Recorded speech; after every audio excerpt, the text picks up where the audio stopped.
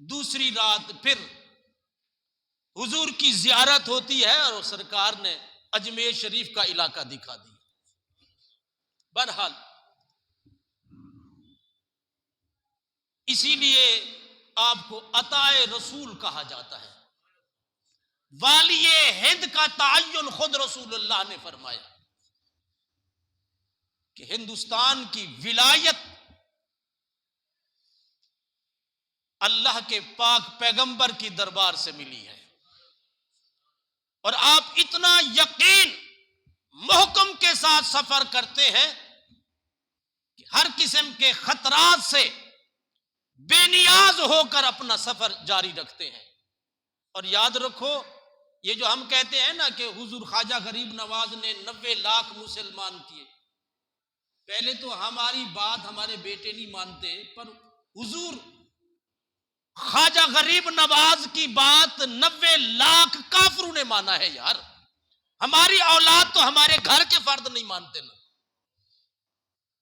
وزن ہے 90 لاکھ منہ سے نکالنا آسان ہے، گنتی کرنا ٹائم لگتا ہے. فقط گنتی نہیں ہے کسی کو مسلمان کرنا. مسلمان کو کافر بنانے میں تو دیر نہیں لگتی، لیکن کافر کو مسلمان بنانے میں یقیناً دیر لگتی ہے.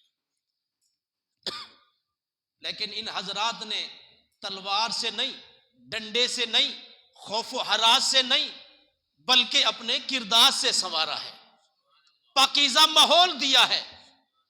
تو حضور معین الدین چشتی اجمیری حضور خواجہ غریب نواز نے فرمایا کہ لوگوں، محشر کے میدان میں آگ کا دھواں پھیل جائے گا. میدان حشر میں آگ کا دھواں پھیل جائے گا. جو شخص اس دھوئیں سے حفاظت اور مامون ہونا چاہتا ہے تو وہ 3 کام کرے. فرمایا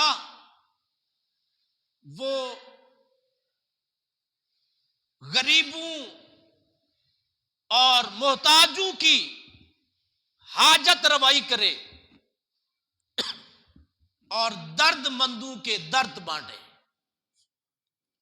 اور تیسرا کام کیا ہے؟ درد مندوں کے درد بانٹے، غریب و مسکین کی حاجت روائی کرے، اور تیسرا کام ہے کہ بھوکوں کو کھانا کھلائے.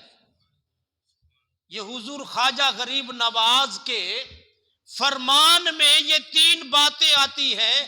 ارے حضور خواجہ غریب نوازی کر کے غریب نواز بنے. یار جن کے دل میں یہ درد تھا کہ حاجت مند کی حاجت پوری کرو، غریب و مسکین کی اس کی زندگی کے مشکلات اور ان ایام میں ان کے کام آ جاؤ. کوئی بھوکا پیاسا نظر آئے تو ان کی دستگیری کر لو. کھانا کھلانا آپ کا محبوب مشغلہ تھا. آپ کا وسیع دسترخوان ہوا کرتا تھا. کیا ہندو تھے، کیا کافر تھے، کیا مشرک تھے، میرے نبی نے فرمایا تھا وہاں پہ شرک کا زور ہے، شرک کی تاریکیاں ہیں، اندھیرے ہیں. اسلام کی روشنی سے ان اندھیروں کو دور کرو. ہندوستان میں تو کوئی خدا کو ماننے والا نہیں تھا. ان کو پتہ ہی نہیں تھا کہ ہمیں پیدا کرنے والا کون ہے. وہ تو مختلف خدا کی پیدا کردہ چیزوں کی پوجا کرتے تھے نا. وہ یہاں پہ تو کئی لوگ جو خدائی دعویٰ کر کے بیٹھے ہوئے تھے، اپنی پوجا پاٹ پہ لوگوں کو لگایا ہوا تھا. حالات تو اس طرح تھے، مگر آپ ان حالات میں 15 سال کے تھے جب گھر سے نکلے تھے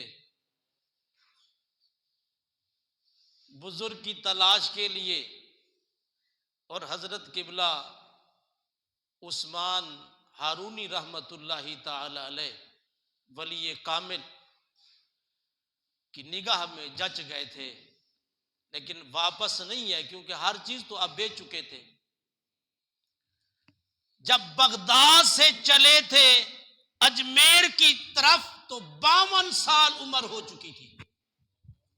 52 سال، 15 سے 52 سال کا سفر، بے شمار اولیاء کرام کی صحبت اختیار کی، مجاہدے کیے، ریاضتیں کی، عبادتیں کی، زہد و تقوی کے بلند مقام پہ پہنچے.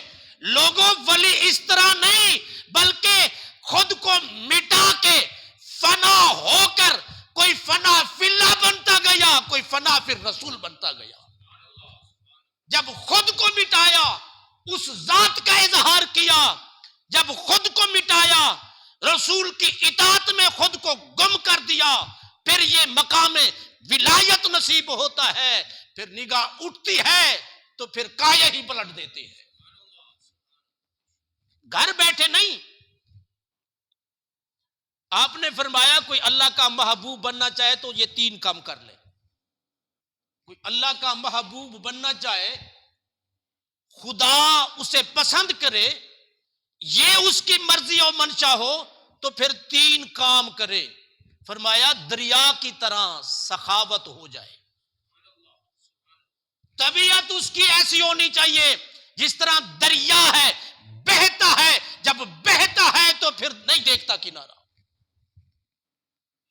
سخاوت ہو تو دریا جیسی ہو، پھر شفقت ہو تو سورج جیسی ہو. ہر ایک کی فصل کو پکائے جاتا ہے، ہر ایک کی فصل کو پکایا جاتا ہے. حضور خواجہ غریب نواز کی یہ طبیعت تھی. آپ کے دسترخوان پر ہندو، کافر، مشرک، خدا کو نہ ماننے والے بھی آ جاتے تھے تو آپ ان کو اپنے دسترخوان پر بٹھا کر شفقت و محبت سے کھانا دیتے تھے. اور لوگ متاثر ہوتے تھے کہ ہمارے ہاں تو گروپ بندی بنی ہوئی ہے، یہ اونچ نیچ والے ہیں، اور جو چھوٹی ذات پات والے ہیں ان کو بڑے کے دسترخوان پہ بیٹھنا، کیا ان کے راستے سے بھی گزرنا مشکل ہوتا تھا. اور ان کی ڈیوٹیاں ہوتی تھی. جو اچھی ذات والے ہوتے تھے وہ چھوٹے موٹے کام نہیں کرتے تھے، جو چھوٹی ذات والے ہوتے تھے وہ بڑے منصب پہ نہیں ہوتے تھے.